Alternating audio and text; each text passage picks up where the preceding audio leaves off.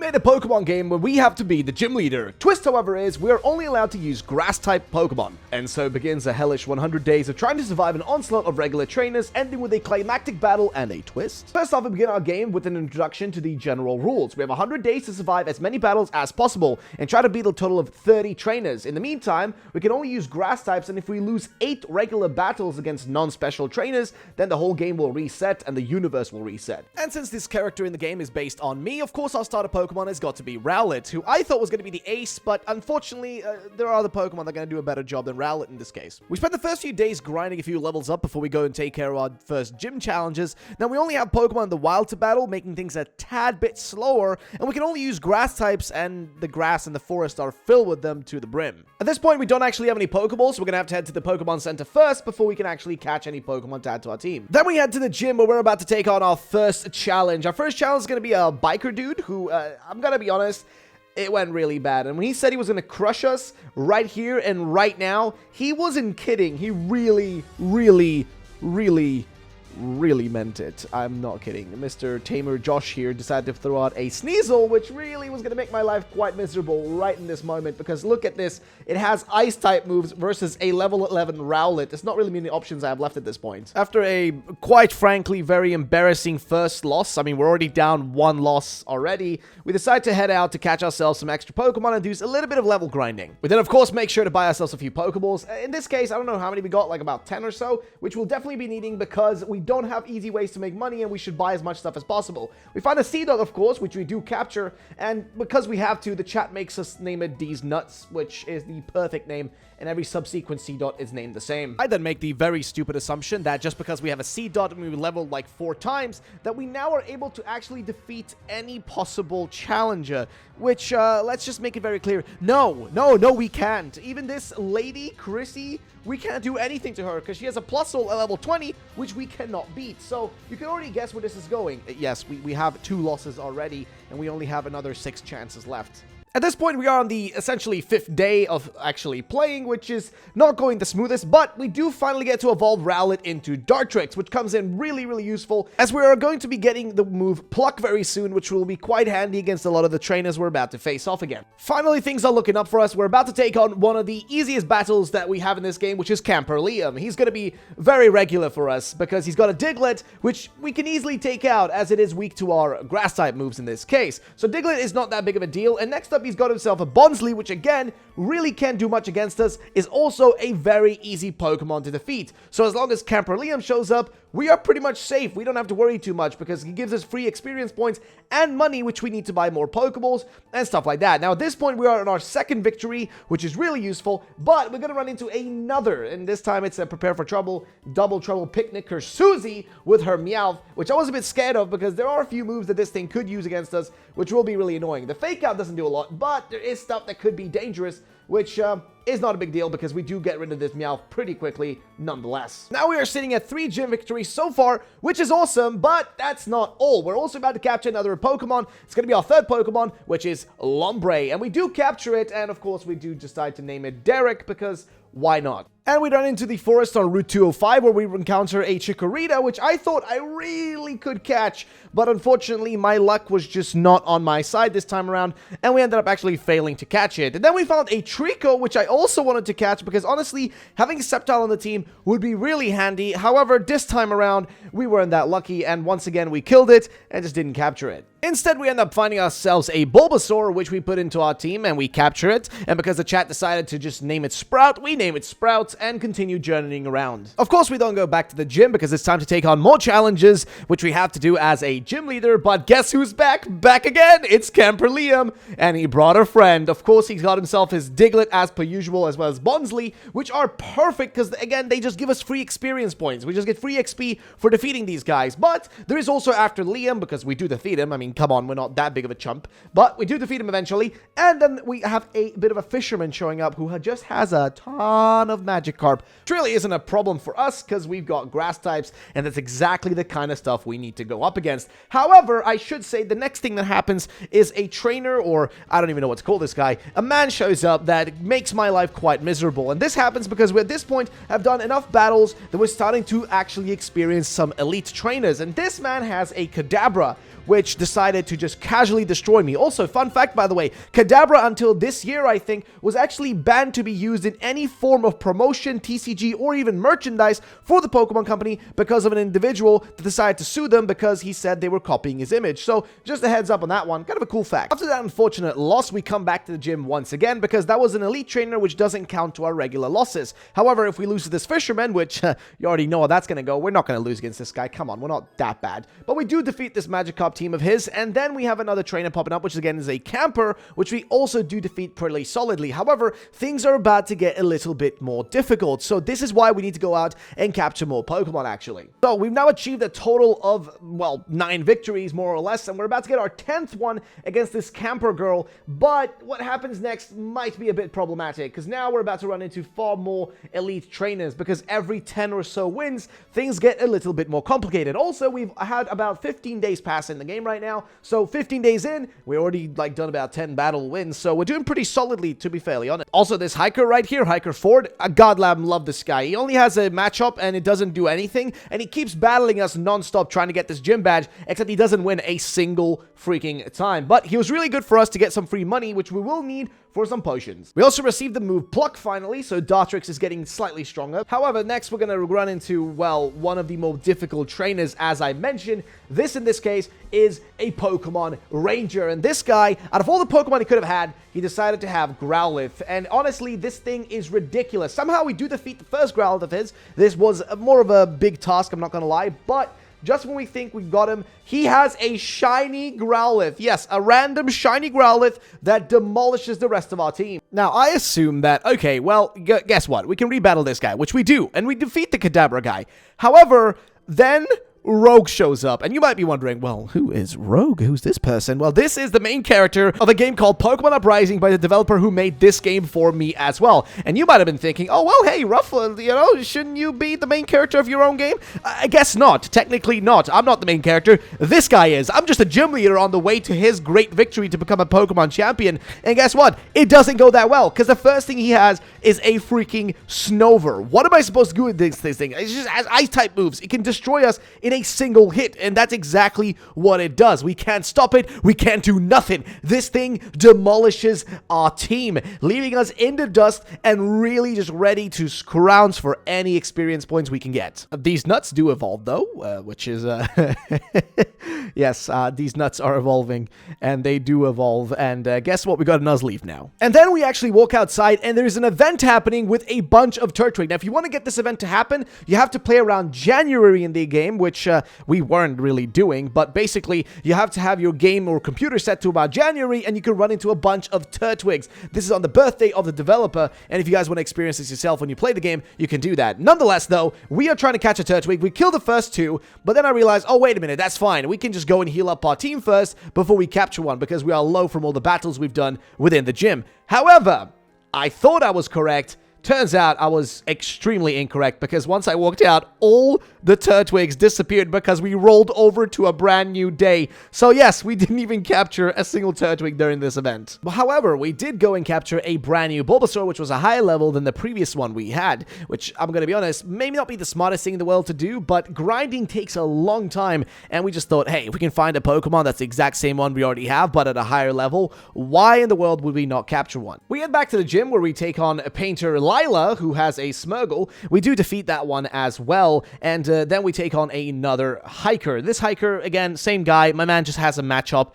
He really doesn't have anything else. We do defeat him as well, though, and at this point, we're now up at 16 victories, putting us closer to the ultimate goal, which is 30 victories, because at that point, an event is supposed to trigger, so we're trying to get there still. Also, by this point now, we're about 40 days into our run, so we've done quite a few, and we now run into Pokemon Ranger Nia, who has a Swablu. So, of course, Pokemon Rangers are slightly more difficult trainer to take on, and our Swablu is level 20. We're about 26 on most of our Pokemon, which makes it a bit easier for us to do, well, really anything in this case. And we do take our Swablu out, which just leads her to throw out a shiny Swablu. Yes, she has a shiny Swablu. We do defeat this one as well. So now at this point, we've actually gotten through one of the Rangers without too much trouble, because Rangers are slightly stronger trainers in this game, as you may have noticed. Now, I made the mistake of getting excited on our 20th 20th victory.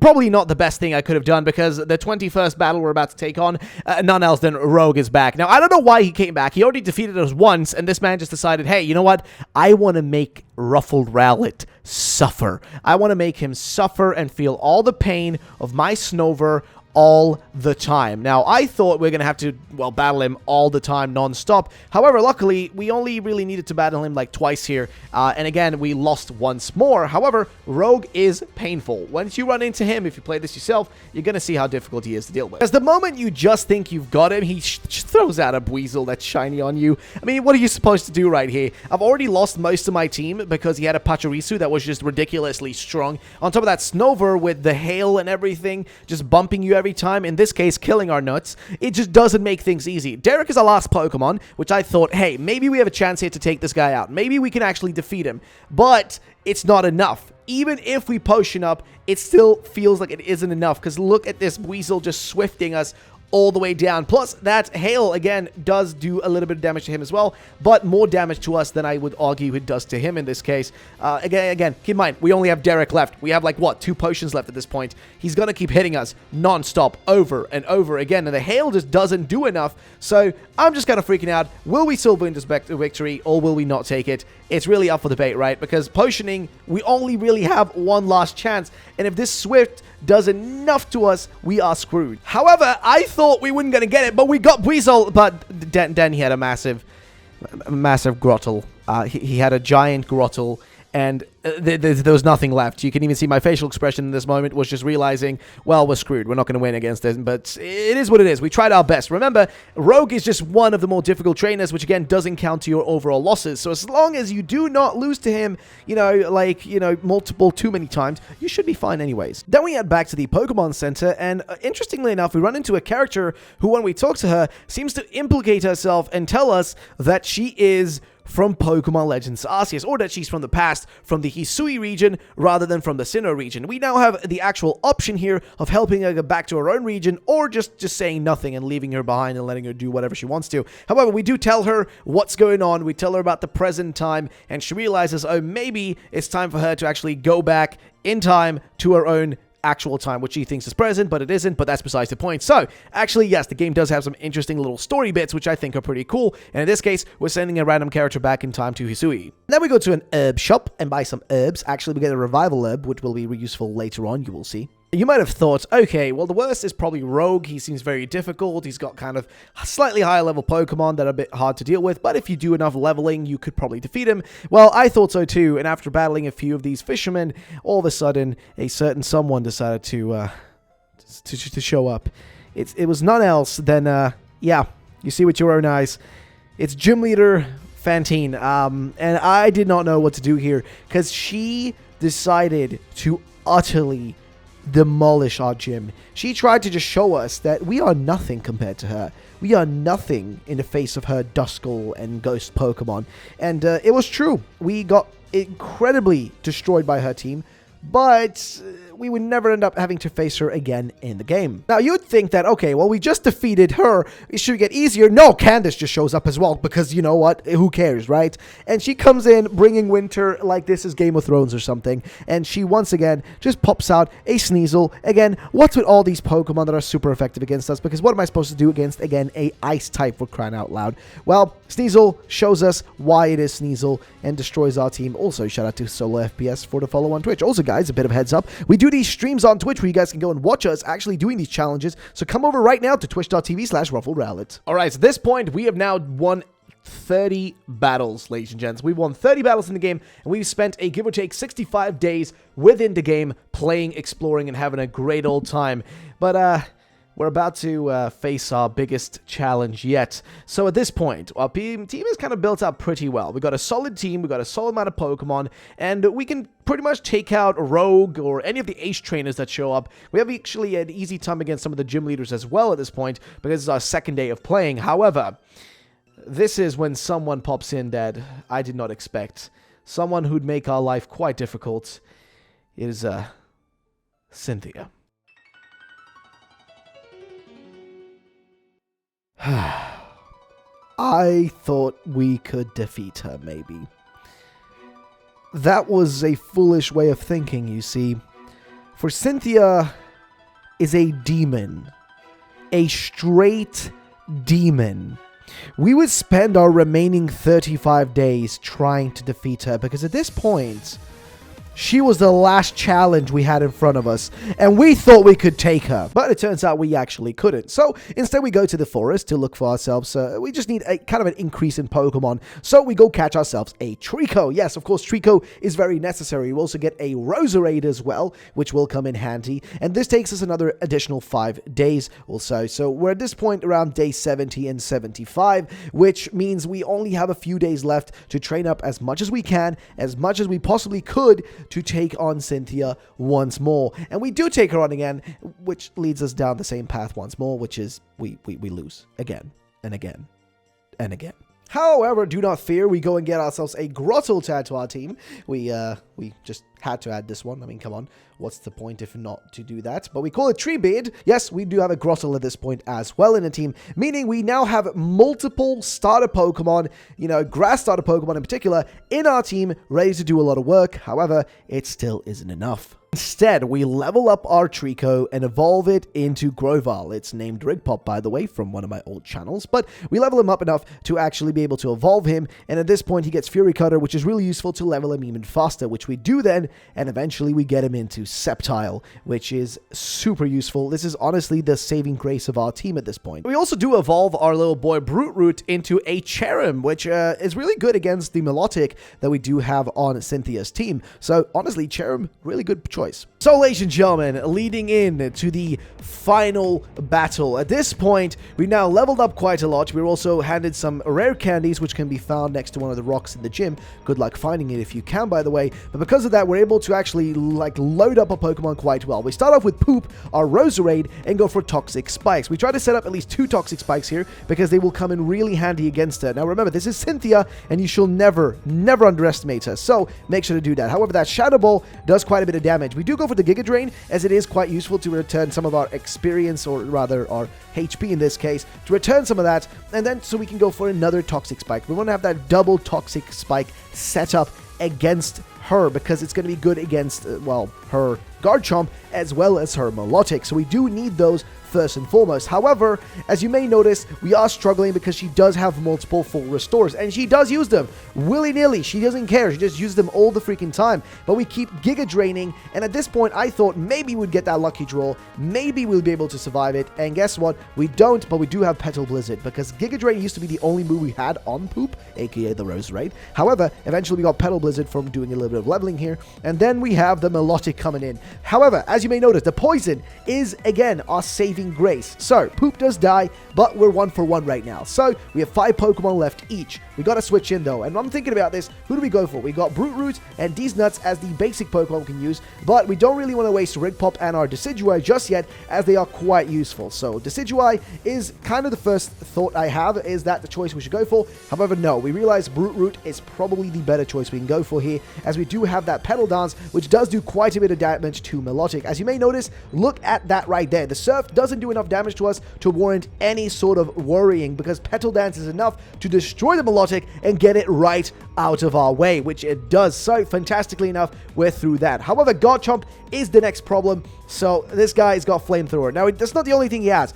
He, on top of the Flamethrower, also does have, of all the dumb things he can have, he has Earthquake as well. So, he does have a lot of moves that are going to be quite problematic. However, again, that's why we set up the Toxic Spike, so we could poison him every single turn. That is super helpful. If not for those Toxic Spikes from Poop, we would be just destroyed here. And again, we did lose against Cynthia multiple times at this point, and we are on our 100th day. So we have to defeat her, or else we are done for. We need to get this victory and this dub, or else nothing matters. However, we put in Taco, and this is weird. Garchomp is just taken out by Cynthia. She switches out for Lucario instead, which I think is ridiculous, because why? Why did you have to do this to us right now? Taco takes a bunch of rocks to the face, which knocks him out straight away. We're now down to 3 last Pokemon. These nuts, really not useful. These nuts have been really bad throughout this whole game, I'm not gonna lie. However, we do have Rigpop, our Sceptile, our saving grace, our one and only, who will come through and save us with that Giga Drain in this case.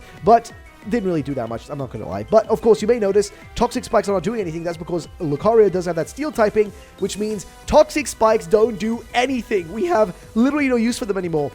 He's now cancelled out the usage, but Garchomp comes in next. We Giga Drain him straight away, giving us a little bit of experience back. Sorry, HP back. It gives us that, but it also means we are now still alive to take out the rest remaining Pokemon on our team, which are 2 remaining big boys. We got Togekiss, and I totally had forgotten what the last Pokemon was in this case. I do remember there was Roserade. However, Togekiss is the scary one because it has those, just flying type moves like Air Slash, which can do quite a lot of damage. We think that maybe if we can Giga Drain a few times, we can actually get through it, and as long as we do not lose our main Pokemon Decidueye here, as long as we do not lose him, as long as we have him alive, we should be able to take Togekiss out. We do throw in, first of all, of course, these nuts. If we can do even a slim bit of damage, it would be enough, but it wasn't even possible. I'm gonna be honest, these nuts didn't really do a lot throughout this playthrough, so I'm gonna just say that right now. Don't use Nuzleaf, because you can't evolve it into Shiftry. It doesn't really come in handy throughout any of it. So, this is the moment where Pluck comes in handy,